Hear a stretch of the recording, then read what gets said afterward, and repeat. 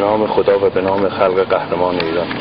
یاد و خاطره 19 بهمن عاشورای مجاهدین را در حالی گرامی می‌داریم که خامنه‌ای جلاد برای ادامه حکومت ننگین خود هر روز مجبور به ریختن خون پاکترین فرزندان این مرز و بوم میباشد، ولی مطمئناً جوشش خون مجاهدان و مبارزان باعث خروش مردم ایران زمین میشود، خروشی که در این ایام در سراسر میهن شاهد آن میباشیم و تا سرنگونی تام و تمام این حکومت جنایتکار ادامه خواهد داشت. مرگ بر خامنه‌ای، لعنت بر خمینی، درود بر رجوی از اشرف تا تهران.